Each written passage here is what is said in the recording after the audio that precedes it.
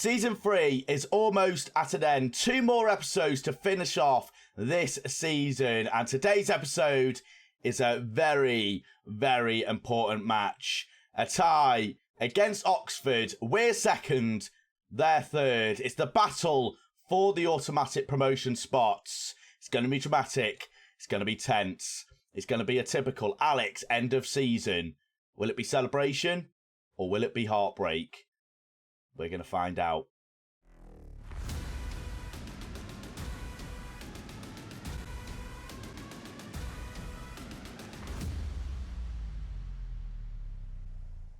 Welcome back, ladies and gentlemen, to episode 36 of the Sunderland Till I Die series here on Football Manager 2021. As we come towards the end of season 3 here, the next 2 episodes are going to be very, very tense. So make sure you're hitting that subscribe button, hitting that like button, hitting that notification bell if you are enjoying these videos, as you are not going to want to miss today or tomorrow's episode, as we can potentially, for the first time in this series, get ourselves automatically promoted.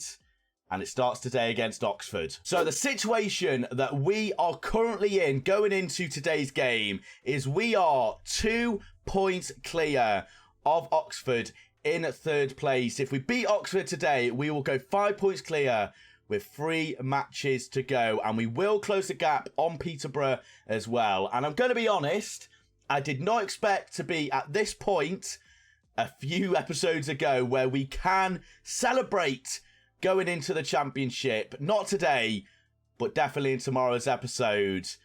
And I mean, playoffs is all but secured, I feel like, but I don't want to have to deal with more playoffs. 2 seasons of playoffs, 2 seasons of heartbreak. I've had enough playoffs to last me a lifetime, viewers, if I'm honest. Before we get into the meat and potatoes of today's episode, however, we did have Youth Intake Day. And how did it go? I'm going to give you a countdown and we're all going to be shocked. 3, 2, 1, boom. Yeah, it's disappointing. It's not great, is it, viewers?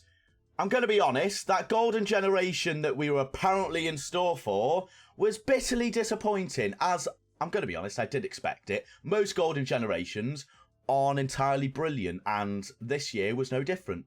And that, of course, does mean that Fraser McKenna is the only player of significant potential that we've had through in this series. Now, don't get me wrong, some of the players in this list aren't terrible in terms of their potential. The problem is that they're probably not going to be able to reach this potential. And when we get promoted to the championship, if we sign some of these players up, more specifically the 4 players at the top, they're probably going to go down massively in potential. So there's not really any point signing any of these boys, but we'll go through them individually anyway, starting off with James Hilton, English midfielder. Is he the next Steven Gerrard? No, he's not. Oh, James Hilton. You're not great, are you, son? No, you're not. You're absolutely terrible, if I'm honest. You've got 4 determination, 4 work rate, 8 teamwork. You're not a very nice player, are you, James Hilton, to play with? You're very selfish. You've got an unambitious personality, and apparently you're the best player in this list. Honestly, how is this fair? I bet every team around us getting world-class regens, you know, the next Neymar, Mbappe. Probably not, but they're probably better than the ones we've got. The next one, Brad Chandler, fullback.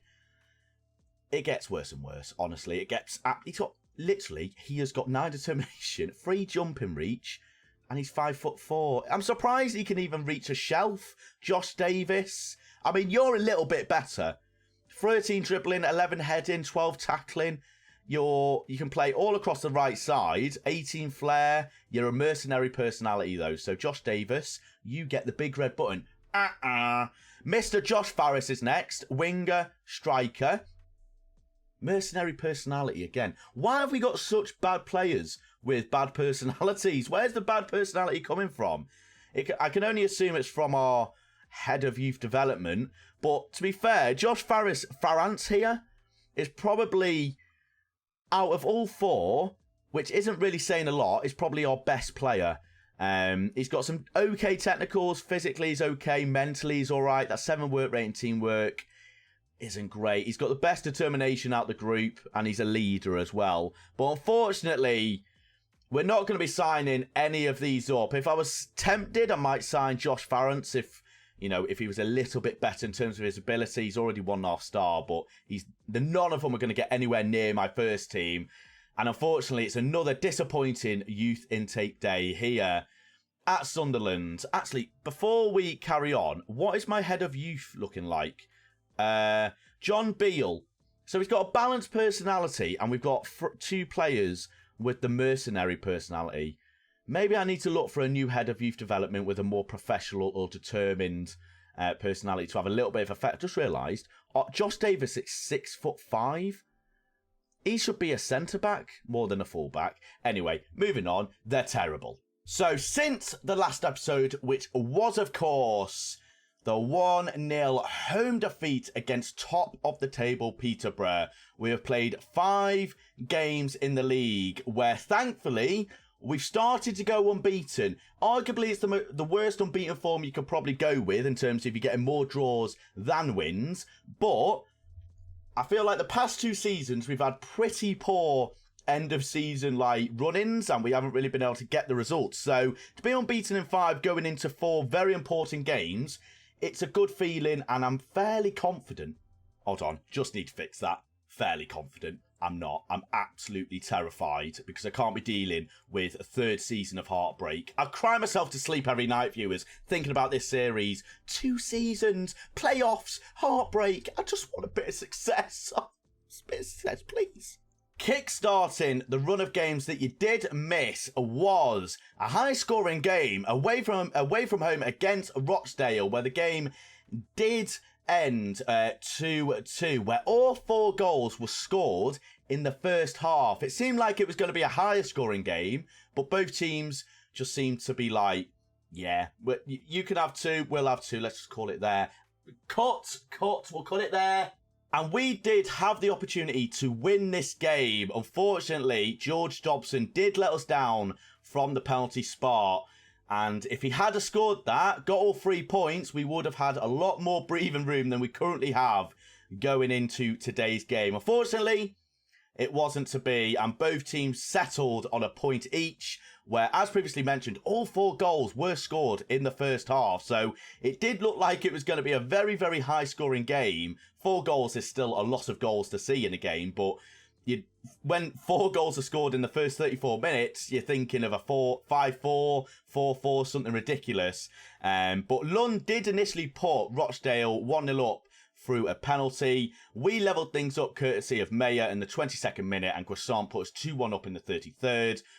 Humphreys decided to be a party pooper, literally from kickoff, decided to level things up, and there was literally no other big chances throughout the entire game. Humphreys did have a goal ruled out in the 41st, just before half-time, and of course with George Dobson with the penalty, they were only really the big chances after the goals for the rest of the game. So both teams sort of were settled for a point. I wanted the win, but a point away from home against Rochdale, who I'm not actually too sure how they're doing this year. They're 13th, so it's a potential banana skin game. Thankfully, we were able to see the game out with a point, which kept us in the automatic spots. The next game was a dominant 3-0 win against Lincoln, who are 14th, so a game you'd expect us to win, especially at home. Dominant performance. They had a man sent off very, very early on. Max Powell, Croissant and Mayer getting themselves on the score sheet, and it was a very dominant performance from the boys. We took the lead very early on in the 10th minute. They got a man sent off in the 30th, which sort of put the writing on the wall a little bit for Lincoln. They were sort of defending for the entire game pretty much after their man got sent off. Lincoln should be absolutely furious with Larouci there. Is he ex-Liverpool? I feel like he probably is. He is. He's ex-Liverpool. But yeah, we were able to get all 3 points. Really good performance. Croissant getting himself on the score sheet, and Max Power getting himself on the score sheet as well. And Mayer, who must be said has got a few goals over the past few matches. 5 assists, 4 goals throughout the entire season. He's got 2 and 2 so far. Hopefully he can continue that run of form. But then the next game was a bore 0-0 draw at home against Doncaster. Doncaster in 8th. Once again, another game you'd expect us to win, right? Unfortunately, it wasn't to be. And nothing really happened in this game. The only two highlights, really, were the 2 yellow cards for Jimmy Dunn and Max Power, respectively. And if you look at the stats, we were very, very poor. Only 1 shot on target in 14. They had 5 and 13. And as the summary says, we should be happy with that outcome. We didn't play well, but we managed to earn a draw, which probably hits the nail on the head a little bit. We were very, very poor. Doncaster probably deserved to feel a little bit aggrieved and a little bit disappointed that they didn't at least get 1 goal. But thankfully, we defended well. Marin, Dunn, Hughes and 09 all getting positive ratings, and Burge as well, to see Doncaster out, to get us a well-earned draw, I feel like. I don't necessarily think it was deserved, but we defended well. So on that aspect, we probably deserve it, the fact that we defended well. The fact that we played particularly poorly, probably not. But the final 2 games to show you are against Portsmouth, where we got ourselves back to winning ways, where there was another red card. I wouldn't say early on in the game, but right after half-time, Wes Burns getting himself sent off, and Meyer getting himself on the score sheet again, away from home against Portsmouth. Once again, another even game from both sides, where we were probably the better side, and to get a goal was pretty nice, especially before they got a man sent off. We were probably pretty lucky to get the goal very, very early on, so we could sort of control the game a little bit when they had that man sent off in the 54th minute. And some good performances from a few individuals, more specifically Meyer, who I did say was getting on the score sheet quite a lot as of recently, and he continued it in this game. Pritchard getting a good rating, Dobson making up for the fact that he missed a penalty, getting a 7.5. Marin, Dunn, Hughes and Burge all getting good ratings as well. Defensively, we seem to be doing really, really well. There's always seems to be a few players in the defence that get some relatively good ratings, regardless if we win, draw or lose. So that's quite nice to see. But yeah, 3 points, very, very important. And of course, we followed that up with a draw, a 1-1 draw, where another red card. I feel like we're baiting a lot of teams into getting red cards, but this was a little bit more late on. Luke McCollough getting sent off in the 79th minute after we did pull level just before the man got sent off for Bolton. Bolton were definitely counting their lucky eggs after this game, coming out with a draw somehow. 5 shots, 3 on target for Bolton, 17 shots, 5 on target for us. Poor day at the office for our attacking players. Pritchard, the midfield and defence, once again, getting some good ratings. Guasson, Harrop and Meyer really not turning up in this game, which it would have been quite nice to get 3 points in a game that we probably did dominate pretty much the entire 90 minutes. They obviously took the lead in the 9th minute and we pulled one back in the 61st. Unfortunately, we weren't able to capitalise through Bolton's red card very late on in the game, and that did result in a 1-1 draw. And as I said before, looking at the league table, we win here with 5 points clear. We are at home, so part of me does expect a relatively good performance from the boys.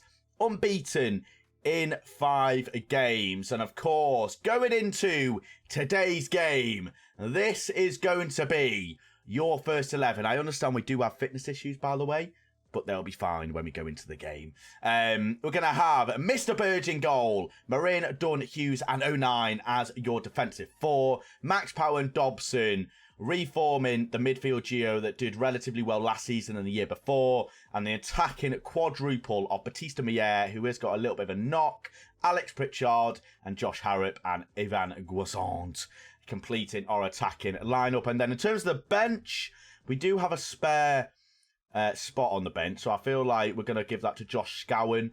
Josh Scowen's played relatively okay for me this year, 8 appearances to 6.89 rating, so pretty average, but someone we can bring off the bench, a little bit more energy in midfield with that 17 work rate, 15 stamina, so someone can bring on quite late on in a game.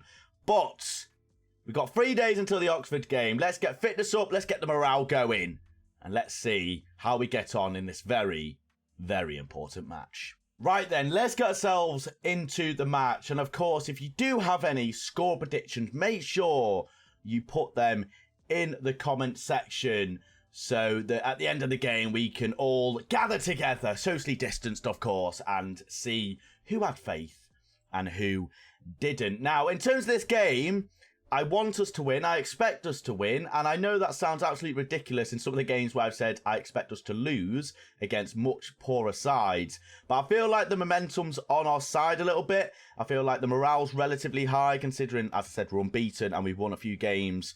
And if we do win this game, the morale going into the final 3 games in tomorrow's episode is going to be absolutely... God damn it. Sometimes I astonish myself in my idiocy and stupidity.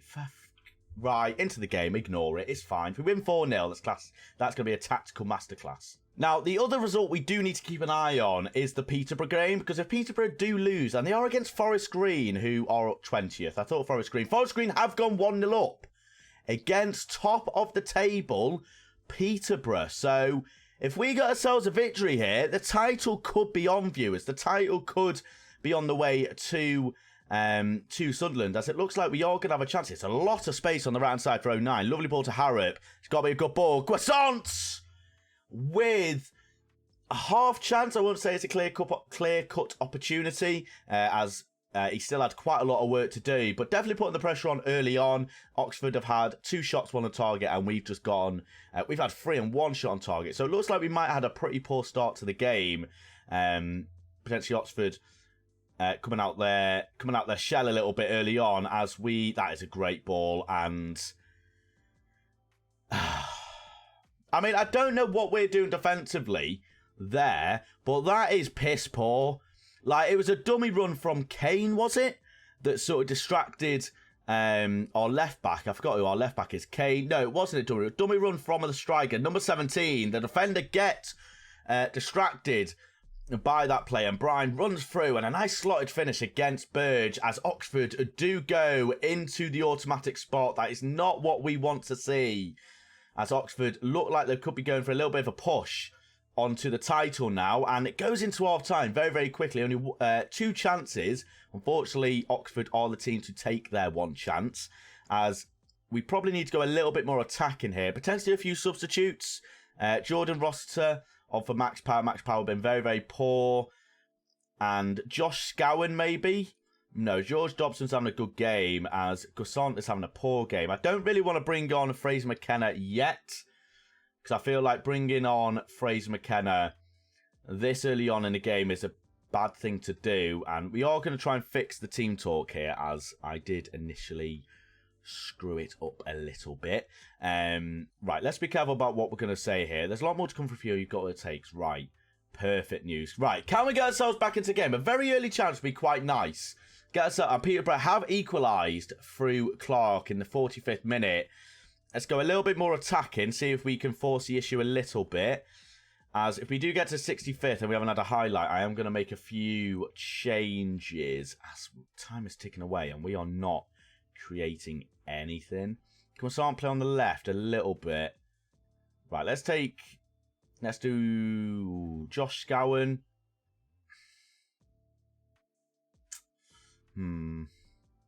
Right, we'll bring McKenna on.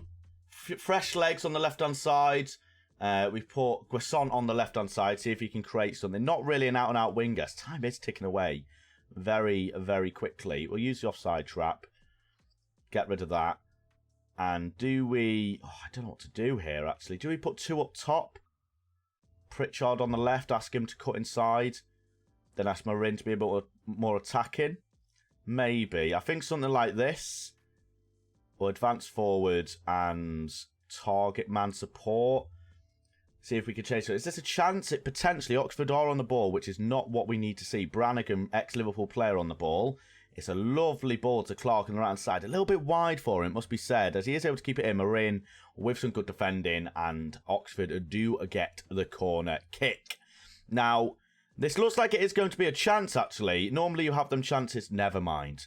Right, let's see if we can encourage the boys. As time is ticking away. Every time. We always screw it up in the last hurdle. Oh, right. Bit more direct. We'll run at them. Force the issue. 2 minutes to go.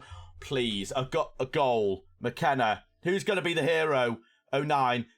More. Rusty, you got to get to that. He does. Oxford are defending for their lives. We're in on the left-hand side. Penalty.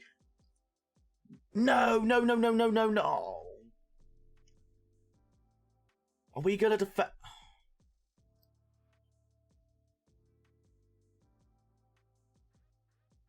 I don't care. It's offside.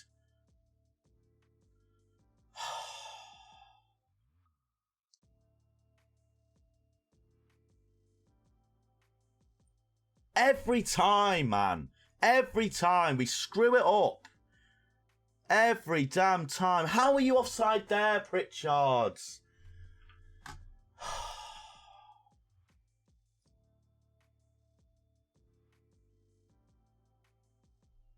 Every time we screw it up. The last hurdle. We're a bunch of absolute idiots. We're morons. The big games, we just let ourselves down as per. I'm struggling to hold my anger here. Get lost, you absolute bunch of absolute censored words.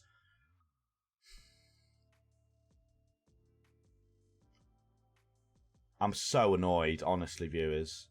I'm so annoyed as it comes down to the final 3 games and MK Dons, Cambridge and Coventry coming up.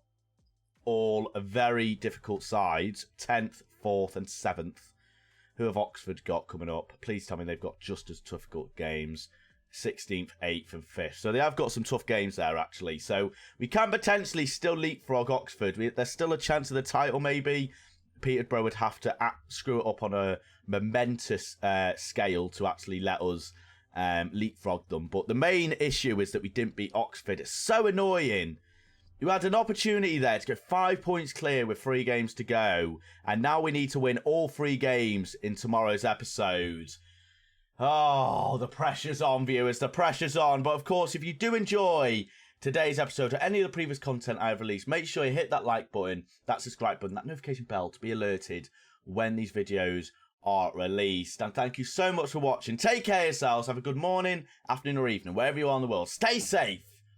And I'll see you in the next episode. Goodbye.